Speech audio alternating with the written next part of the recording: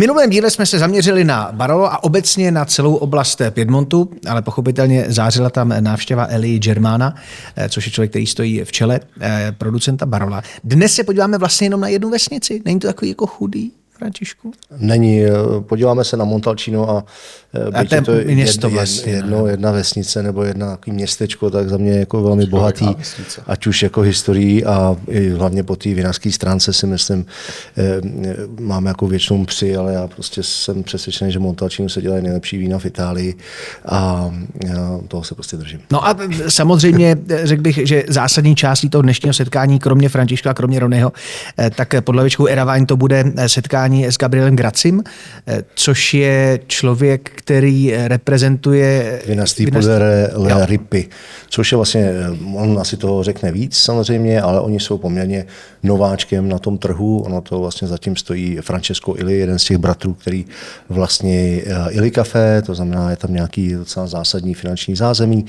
A začalo to tak, že Francesco Illy si koupil usedlost v Toskánsku, kde měl v plánu prostě si odpočívat na víkendy, ale vzhledem k tomu, že ten člověk celý život prostě maká a něco buduje, na něčem pracuje, tak tyhle ty lidi to prostě tak mají, že nemůže přestat. Tak z toho nakonec vybudoval úžasný vinařství, ať už jako architektonicky, jak je udělaný ten sklep, tak i nějakou filozofii, která je založená na organickém vinaření. Oni koupili pak nějaký vinice, které už jsou jako starý, které už mají to vhodný stáří pro Brunello nebo pro jako špičkový vína, ale zároveň asi nejzajímavější část toho všeho, co oni dělají, tak je vinice, což jsou 2 hektary přímo u toho jejich vinařství a ta se jmenuje Bonsai, kdy on ten Francesco Illy vlastně chtěl produkovat vína ze své vlastní vinice, ne z vinice, kterou koupil, ale z vinice, kterou zasadil. Vzhledem k tomu, že je mu 76, myslím, tak on říká, hele, jako 40-50 let, což je dobrý čas na jako kvalitní vinici, to asi nedám. Tak vlastně udělali takový experiment, kde běžná výsadba v Montalcinu je něco kolem 5000 rostlin na hektar. V tomto případě oni mají 65 000 rostlin na hektar. 65 000. Takže je tam vlastně extrémně, je to poskládaný do takové šachovnice. Představ si prostě čtverce vína osázený strašně nablízko rostlinama a mezi tím jsou vlastně takové cestičky, aby se k tomu ty enologové dostali a mohli tu vinici nějakým způsobem opečovávat. A vlastně ten cíl toho je, protože vlastně ta réva potřebuje se dostat do všech těch vrstev té půdy. Ona, když má tu obrovskou konkurenci, tak ona je nucená vlastně tím svým kořenem co nejrychlejší a co nejvíc jít co do největší hloubky, aby se dostala pro vodu. A tím pádem vlastně penetruje všechny ty vrstvy těch usazení, které tam jsou a tím pádem získává z každé té vrstvy nějaký živiny, které pak dávají komplexitu. Tak tady se jde jako šipkou dolů. Takže tady to není šikmo, ale je to vloženě direkt šipka co do největší hloubky. Jo, to víno se labeluje pod názvem Bonsai, je to 100% Sangiovese a je to taková jejich zajímavost. Ale je to zajímavost, anebo je to, na co jsou nejvíc pyšní a to, co by nemělo uniknout lidem, kteří chtějí ochutnat to nejlepší produkt? Já bych řekl, že stojí za ochutnání, ale není to jejich nejlepší víno. Jejich nejlepší víno si troufám tvrdit, tady máme na stole, což je jejich rezerva Lupie Sirene 2016, která je ať i konkrétně v tomhletom ročníku musím říct, že asi to nejlepší, co jsme měli možnost ochutnat.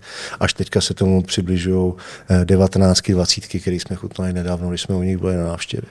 A cenovka té rezervy? Tady se bavíme něco pod 2000 korun, což si myslím, že za víno takového ražení je jako férovka. Když navážu na ten minulý díl, tak jak se vnímají navzájem ti, co vyrábí Brunello a ti, co vyrábí Barolo? Je to řevnivost, rivalita, nebo tak jako reprezentují tu spojenou Itálii, která je jedna z nejmladších republik na světě? Nechci kecat a nemyslím si, že se spolu úplně baví. A nemyslím si, že ty dva světy nějak jako korolují v něčem. Každý má trošku jinou filozofii. Brunello a Montalcino má docela agresivní, rychlou, ve své podstatě dobrou strategii zaměřenou na producenta, na jeho lokaci. A co zapomněli podchytit, což je důležitý a podchytilo to Barolo s Barbareskem, tam je to traťově už nějakou dobu jasně daný. 40-50 let se baru Barbaresku jasně bavíme o tratích a následně o vinařích, kteří na těch tratích mají svoji vinu, to znamená nějaký to ideální nebylo pro produkci barova či Barbareska. Kdežto v Montalcinu je spousta takových jako new money lidí, včetně Františka Jeliho, je to fér říci, to jsou vinaři, kteří vstoupili z jiných biznisů do té romantické fáze dělat víno. Následně pochopili, že to není žádná legrace. Díky bohu pochopili taky, že si musí se obklopit perfektními enology, vinaři, vinohradníky, najít dobrý distributory, tím bych chtěl zmínit nás přirozeně, a najít správnou cestu, jak to víno dostat do světa. Tady je pár vinařství, který tomu dali základ, což je biodynamiky. Jeho styl a rukopis jasně říká, co je strážková Brunella, ta se mně neskutečně líbí. A trošku se mi opustil v období třeba od 25 do 35 jsem si následně myslel, že Brunello má být opojný nápoj, opravdu jako velkotělnatý, svalnatý, nahra, takový jako až jako džemovitě jako líbivý, což jsem tak nějak odstupem času pochopil, že to není úplně ta správná cesta. To Sangiovese Grosso, ten klon, který je specifický pro tuto lokaci, by měl být extrémně delikátní, by měl mít určitou jako vrstevnatost, neměl by se pyšnit velkými rameny a svaly, ale naopak jako komplexitou, jemností a delikací, což nyní právě Podere Le Ripi předvádí Il Maronetto, na kyselině postavený Rony. Takže ta diskuze mezi těma dvěma táborama neprobíhá. Ale myslím, že si naznačil ten svůj vztah k tomu, tak jak to vidíš ty? Já s tím souhlasím, já jako s těma vinařema, s kterými se bavíme nejvíc v Toskánsku, tak se znám, myslím si, že už dneska na takový hodně osobní bázi a mám pocit, že oni samozřejmě mají přehled o tom, co se v tom Piemontu děje, co je zajímavý, kdo je kdo, ale nemyslím si, že se nějak potkávají a nějak jako spolu dumají nad tím, jak by měli posunout italský vinaření. Řekl bych, že tam prostě ty rozdíly v těch regionech jsou velký a ty lidi jsou prostě daleko od sebe, ať už jako svým nastavením. Piemonťani jsou jiní lidi, jsou prostě trošičku blíž té severní Evropě tou svojí mentalitou. Ty Toskánci mi přijdou už jako víc jako seklí do toho jihu. To, jak se říká, po Toskánském už končí Itálie. Tam už je pak Řím. Tak tam začíná Řím, ale teď si trošku, řekl bych, ty separatistický severní tendence jenom lehce podpořil, ale je to jako pravda, že člověk má u toho Toskánska, že to je fakt ta romantická představa, ten Piemont tolik té romantiky jako nenabízí tady ta krajina. Jako z pohledu krajiny si myslím, že Piemont je možná ještě hezčí, je takový pohádkovější, jako tam ty kopečky, ale... Tak jsou vyšší ty kopečky.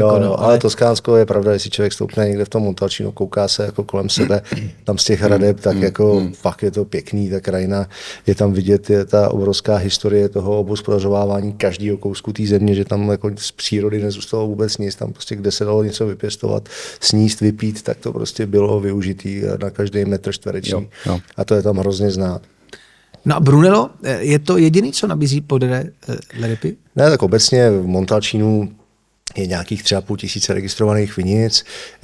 Z toho 3,5 tisíce, jenom v Montalcinu. Hektarů je Montalcino jako takový, z toho 2100 jsou vinice, které jsou určené pro Brunello, to znamená pro ten jejich vrcholný, pro to jejich vrcholný víno. Nějakých 500 hektarů je pro Rosso a 500 dalších je San Antimo.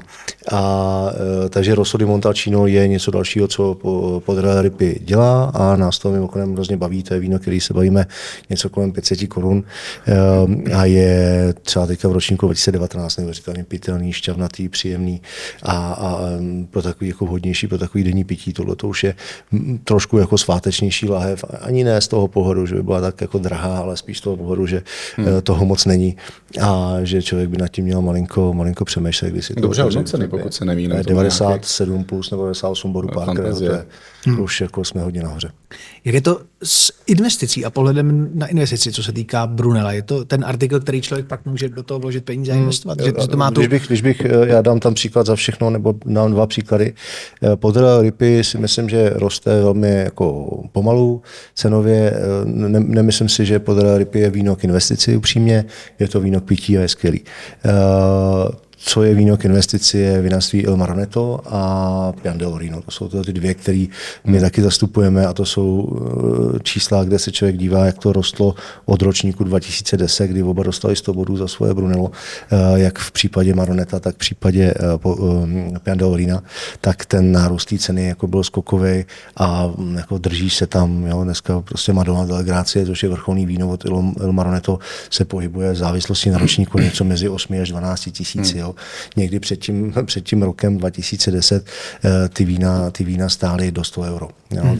Takže ten skok, ten nárůst, tam je jako téměř jistota opravdu ty investice a ty obrovské poptávky. Teď třeba ještě Maronetto dokonce asi 14 dní zpátky bylo vyhodnocený jako nejlepší vinařství Itálie podle Wine Searcheru a když se pak člověk podívá o týden později na to, co se děje na tom Wine Searcheru s cenou Il Maronetta, tak samozřejmě nějaký... A co to udělalo s cenou v Erawine?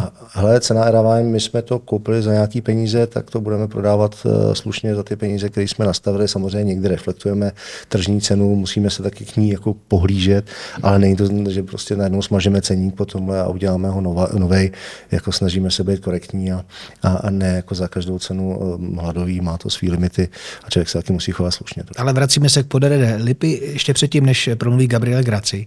Tak z tvého pohledu, jak moc důležitý je mít za sebou vizionáře, investora z úplně jiné oblasti, nikoliv opravdu tu rodinu vinařskou, což je Francesco Illy. Je to jako výhoda pro tu značku a obecně pro to víno? Je to výhoda v tom směru, že mám peníze na technologie, na to si správně udělat sklep, mám peníze na to zaplatit lidi, kteří budou pracovat na vinici a mám, to jsem chtěl říct, možnost trošku experimentovat, malinko si hrát, že nejsem tak utažený tou finanční stránkou. Takže to je ta výhoda, ale jako to vinařství stojí na tom enologovi, ne na tom investorovi. To určitě jako je nutno říct, že on to víno dělá na konci dne a je za něho zodpovědný a když to udělá blbě, tak je jedno, kolik za ním stojí peněz. Teď už Gabriele Graci a nepřijdete ani o recept, který přijde v závěru.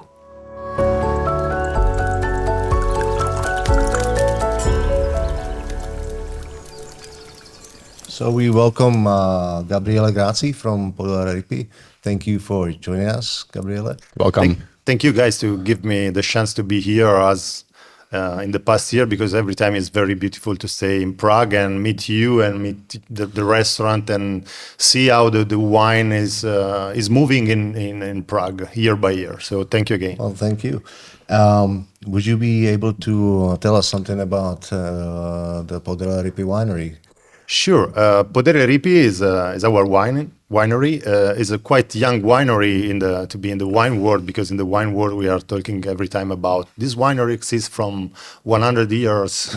So Podere Le Ripi exists just from 25 years. About the history is very beautiful and interesting, because the owner is Francesco Illy, so one of the guys of the brother of the Illy company that was used to come in Tuscany in the end of 80s because he had some problem, and so he was used to go in Chianciano Terme for the thermal water. Yeah. And Chianciano is very close to Montalcino, so during that period that he stayed in Chianciano, he was used to move in the other little village around to see how beautiful is Valdorcia and all the hills around. And he was in love for Montalcino, so at that point he decided to find a place there where to live, far from the city, in a very wild place. And a friend of him suggested that the house that became his house now was the ex-owner want to sell the house, and so he went there and was in love for this place and decided to buy and rebuild the house and start to live there about in 94, 95, okay? In the house have even 53 hectares of land around, but without vineyard, okay? Living there and already having a great passion for wines, it became friend of many other wine producers, because in Montalcino is 5,000 people living there, but mostly of them are in the wine world for different reason or different rules. So becoming friends, they start to have dinner together, share bottles, share ideas, and some of them say, why you are not planting a vineyard in this beautiful plot of land that you have around your house in the southeast side of Montalcino, 320 meters, I guess, and the soil is very rich of clay, so give probably not big quantity of grapes, but for sure, great quality grapes. And so in 1998, 1999, he started to plant the first hectare of vineyard, and then again planted 13 hectares of vineyard all around the house, okay, with different kind of density. He planted most part of with 6,600 vines per hectare. Then he planted a single vineyard of 2.5 hectares with 11,500 vines per hectare. This vineyard, Which is quite dense, huh? has been used for the production of the Reserva. So in our case, the Reserva is not a selection of the best grape of the property of the top barrel, But it's a particular but it's vineyard, this yeah. single vineyard is a cru. And then in 2005, we decided to do an experiment, planting this little plot about 1 hectare with the highest density in the world, 72,500 vines per hectare. 72,000. Yeah. So it's very, very high density. That's Why? incredible. Because he already knows that to produce great wine, you need very old vineyards, so that the roots can go deeper and deeper in the soil, taking different chemical things from the soil, giving more complexity to the wine. And second point is that going so deep, the roots don't suffer less the problem of the worm or the vintage in which you have less rain. This is very important, especially in the. So in the can last- we say that you actually speed up the process of making higher quality wine at earlier stage? Is that could be a exactly. reason? It has been an experiment that is working well. It's just 1 hectare and remain like that. Is not our idea to increase the density for all our property, okay? Because it's take more time to work there, take more energy. It's just 1,000 bottle, 800 bottle that produce of this wine. This is an EGT, okay, with Sangiovese. We are happy about that, but remain a little part of Podere Le Ripi. The main, our main important part is the production of Brunello or Rosso di Montalcino. And in the last year, we have increased the production with some EGT wine that we like to produce, experimenting new kind of vinification, especially for Montalcino area, we can say, okay? Because Sounds like you're very open-minded, and you have to be probably surrounded by a lot of young people with a lot of things on their mind. So you're experimenting, you're increasing quality on annual basis. So how large is the team of Podere Le Ripi? Yeah, allora, sorry, sometimes I use even some Italian bit like words. allora. Yeah, Allora sounds Italian, good. you know. Can do So that. the winery actually is it has been increasing in terms of vineyard property, because in 2016 we have bought another property in the other side of Montalcino Hill. So actually we have more than 30 hectares of vineyard. It means that we are about 25 people working there with different rules. We have a hospitality side, we can say, of the winery that is about Which we experience. It's amazing, I have to say. There's about 7-8 people that is working there. All the rest is mostly in the cellar or in the vineyard. Okay. And as you say, are very, very young guys, because it's people that have from 23, 24 till 37, 38. I'm the older one, so I'm the grand. The oldest or the older? More, I don't know, saggio, I don't know in English. And so for sure, these guys like to taste new wine, experiment new things, that for a place like Montalcino, that is a very traditional place in terms of wine production, is something new, I can say. Okay, I see. So let's get to yourself, because you have certain part in a company you are responsible for. So you can tell us that thing, but also how is Brunello doing in the world, in the rest of expo market? So tell us a little bit about yourself. What is your role, and where we can see Brunello in the future? So I arrived in Podere Le Ripi in 2018, because I won't change from my previous work experience. And so talking with Sebastian, that I already know, we was not friend, but we already know for work, for other reason. I say that I'm not so happy and I want change. And they say that could be a great chance working with us, because 1 year and a half ago, so in 2016, we had bought another property in the other side of Montalcino. So we are going to have double production about. And so probably now we need someone that manage the markets, the sales, the importers, everything. So when I arrived in Podere Le Ripi, was the beginning of 18. And they was producing till the year before about 45,000 bottles. And they are going to produce like now about 90,000 bottles, because we have double extension of vineyard. So the work in the beginning has been very beautiful because we have to find new markets to develop because we have more bottle to sell. Honestly, propose Brunello to new importers in new market is not easy, but it's not so difficult because at the end is a very well-known appellation from Italy, very historically consolidated all around the world. For sure, USA market and European market are the market more important because they know Brunello from the beginning. Because another important thing for Italian wines is the Italian guys that have moved around the world in the past years for many reasons, and then they open a restaurant, and so they love Italian wine. They already know Italian wine, and when you talk and you think about Italian wine, for sure, Brunello and Barolo are the two wines that you mentioned. So by the other words, you have Italian spies all around the world, which are exactly. introducing wine you're supposed to. We have friends all around the world that help. It's a great community. You're right. Anyway, so the first year has been, I have to work very hard using my preview connection, my relationship to increase this number of importers. So now Podere Le Ripi is present in many markets, some of them very few quantity because not every market is the same. You have USA and you have, market of country that have 2 million of people living there. So it's not possible it is the same. But we are present about in 48 markets, having about 55 importers because mostly we have just one importer for every country. But there are some countries that for many reasons it's possible to work with 2, 3, or 4 different importers in the same imagine country. US, for example. In the US, you can work in two ways: having a national distributor, then resell to local distributor for every state, or working directly with the Each single state. states. Okay. In our case, we work with one national importer, then resell to the others. But there are some little country, for example, Swiss, or even Belgium, that for different reason in terms of languages. For example, Swiss, they speak, depending from the place, Dutch or French or Italian, and there are mountain parts. So it's quite common have 3, 4 different importers because one covers just the Dutch part, the other one covers just the Italian side or the French side. So as a Belgian guy, I don't buy wine from Flemish, right? Is that what you're saying?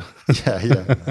And so it's very interesting. I have the chance to talk with different kind of countries, so different people that have even a different way to think about the wine. For example, in Asia, they have a way that is completely different for USA market, for example.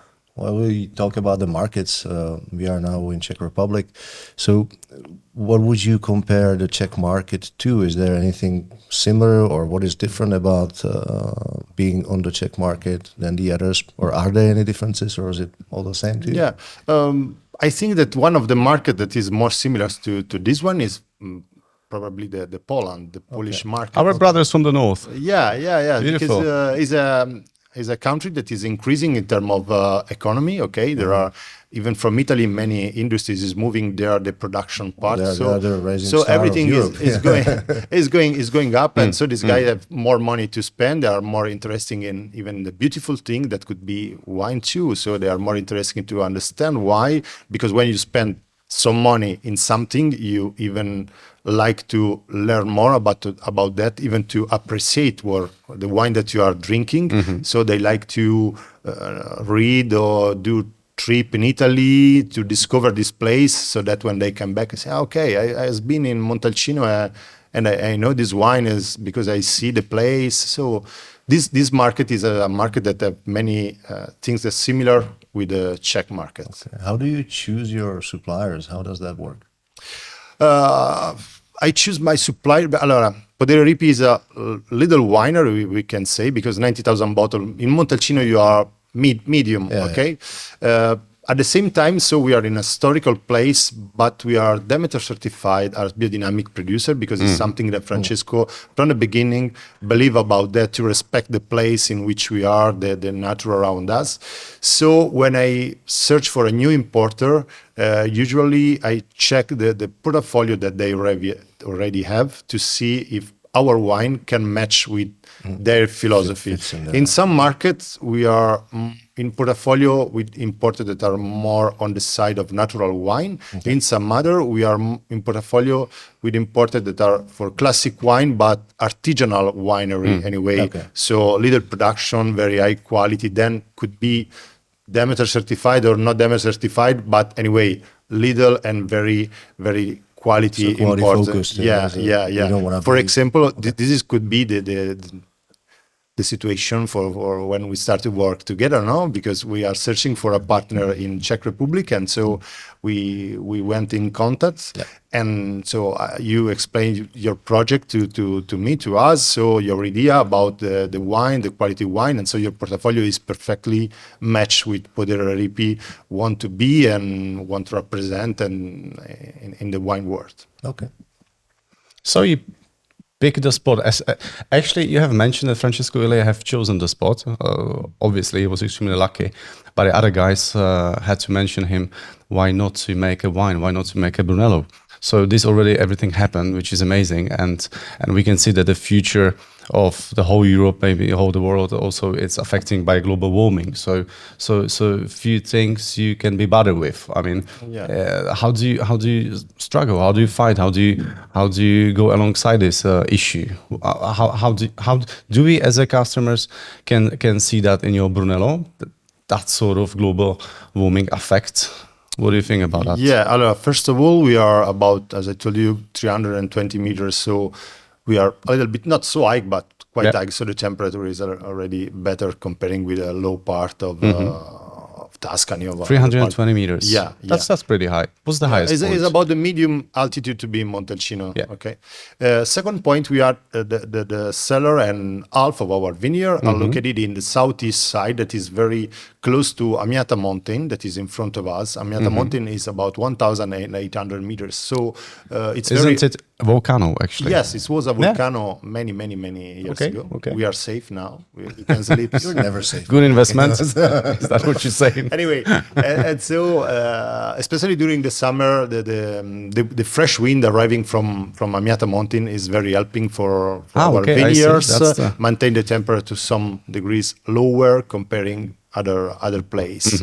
And third point, working, as I told you, respecting the place in which we are with biodynamic way, the soil is very rich and help even the vines that live there to resist better to the temperature and to the water. By growing biodynamically, you can say that you actually enhancing the richness in your soil. Is that the term actually? Yeah. So, exactly. So your soil is perhaps the richest from theoretically, yes, it's right, because you have more life in the soil. You don't use nothing chemical. You go not quite often with a tractor in the vineyard, so that you don't push the land. Everything is more natural. And that requires a lot of people. That's why 25 people full time working under even this roof of Podere Le Ripi. And for everything that they do by hand. So when they work, they start all together and they go like a team in the vineyard and start to do the different kind of job. It is important to also understand that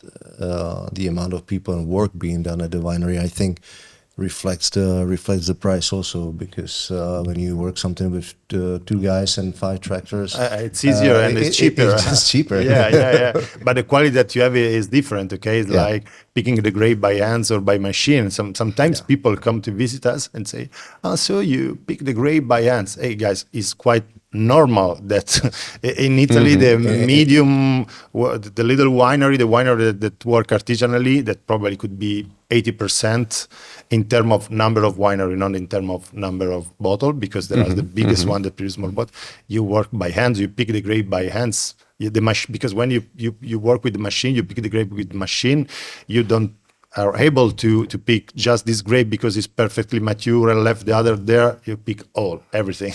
At the end, the quality of the grape of the wine will be not a very high But it's a great deal you have chosen, and that's what Erawine especially likes when it comes to Italy. There is a place like Montalcino, and every single person in there is focused on Sangiovese Grosso. Yeah. Which is amazing competition between how many producers? 250, about 250, something like that. So everybody is doing one grape variety only. So this is what I truly like, and I think you belong to the top 10. And you definitely deserve it after doing it for such a short period of time. Francesco has done a lot, and with you guys, I just hope for the best future of yours and ours. For sure, Francesco, with his experience, even if from another world, help Sebastian, the winemaker, to have the right vision of what we have to do and the point in which we have to arrive. Good. Also, we are having a bottle of wine at the table. Yeah. Could you tell us something about that? And also, if I remember correctly, this wine has 97 points from Robert Parker, wine advocate, which takes me to another question. What do you think about wine critics, and how does that work actually? How they visit you? How do you send them wines? How does the process work? Yeah, usually we are being in an appellation. There is the Consorzio del Brunello di Montalcino that time by time send an email asking for samples for that critics, that journalists. So you go there and leave a box with a bottle, and then sometimes the journalists go in the consortium tasting there all the wines together in a couple of days. Sometimes the consortium then ship the bottles to the journalists. That could be in Italy or could be in a bulk. In a pallet with all the wine together of all the producer of that appellation. Okay. And sometimes they come even to visit personally the state. Then probably they come there, they visit to have a better idea, and they taste the wines. But when they give the score they do after the tasting, that they officially of course, testing, because you will be standing above them. Seriously, only 95? Come on. Can we do something about it? 1,000. Okay, so anyway, just a little back to the Lupi Estrena. Yes, some information, some things about this wine. This is our Brunello Riserva, okay? Riserva means that the wine aged 1 year more comparing with the Brunello vintage, and minimum 3 years has to be in wood. So total is 6 year aging, minimum 3 years in wood, and minimum 6 months in the bottle, okay? In our case, we age a little bit more in wood, not too much, anyway, between 3 and 3.5 here, and then 1 year and a half about in concrete tank before the bottling. We prefer do this last aging in concrete, in cement, to prepare the wine for the bottling and do the final blend and give the wine the chance to relax and naturally clean before the bottling. As I told you, our Riserva is a single vineyard, so is a cru with a little bit different soil comparing with the other side of the hill, where we have many clay, where we produce a Brunello named Amore Magia. So here we have brown Mars that give this wine that is more comparing with Amore Magia is more balsamic, and this smell of eucalypto. So it's very complex wine. It's very elegant, a little bit less body with the wines from the clay part of the hill, but very beautiful wine. This is the 16 vintages, so one of the top, best, a little bit cold, but very interesting vintage for wine to think in terms of aging. Okay, so wine that can age many years. Also, looking at the bottle, can you explain how you came up with the names and labels? Yeah. Because this is Lupi, so this label has been the wolves and mermaids. Yeah.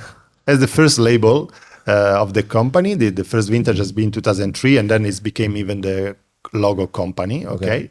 Because Francesco, when arrived to the first vintage, so have something to attach on the bottle, say which label I can imagine, I can create for my wine. And seeing the bottle of the other Italian producers, you see that everyone have a historical familiar logo in the bottle, and say I don't have this one for me. So talking with a friend of him that was expert about that, he decided to create it this logo on the by hand. So they put the sun that represents the light, and so the life in the place in which we are. The wolves, because we are in a very wild place, and then they add the mermaids that represent the vanity of the women. They are clean the hair and preparing, and so the wolf are very attracted from the mermaids. And if you see the label, you see that the wolf have a little bit excitation. Oh yeah. Just a little bit. A little bit. I'm just noticing it. Okay. Yeah. And So after that, you have designed the label. They decide the name, and the name is just what is represented on the label. So in the label there are wolves and mermaids, and then the reason for which Beautiful, good story. Like it. Okay, and because in each of our podcasts, our episodes, we always touch food with the wine. Is there something that you would recommend? What would you cook while drinking? Can you cook? sometimes. Or what would your wife cook for you if you said I'm gonna open up a bottle of nice Brunello tonight? What are you gonna make me? For sure is a kind of wine, this Sangiovese, that is matched very well with the meat. Okay, so we are in Tuscany. We are usual to match with steak, so canina bistecca or other kind of meat, dark meat. From Tuscany, even with some very strong cheese. Sometimes we like to eat, but meat. So pecorino cheese. Yes, could pecorino be, very could be strong. Very not stagionata. young. Okay, I can see that working well. So perhaps one more question, because I'm really excited to ask that. When do you think you're gonna achieve 100 points? This is what bothers us. When do you achieve 100 points from Wine Advocate? This is what really matters. I don't know.